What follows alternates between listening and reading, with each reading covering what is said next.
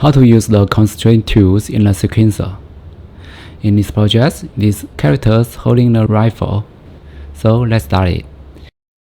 And first, I will create the new level. And this one, I will delete it. And next, I will drag the characters into the scene.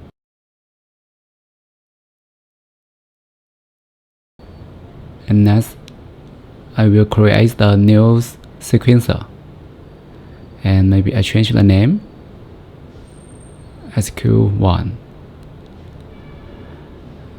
And I will change this view. And I will drag these characters into the sequencer. And I add the animation. And maybe I drag this one into here. And yeah, we have the simple animations now.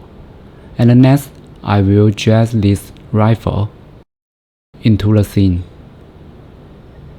And I will change this position. And I rotation it. And I drag this one, maybe just to here. I think this rifle is too big, so I will change this value.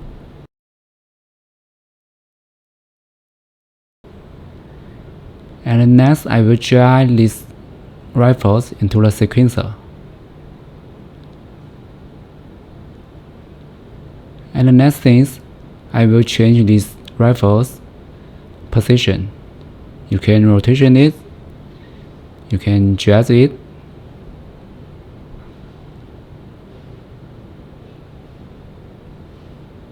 Just make this position is perfect. But I think it's okay now. And next, I will enter the animations mode. And here I will click constraint. And I will drag to here. And next, I will select here. And I will change it to selected. And I will select this appearance to this character. And select this right hand. And select appearance.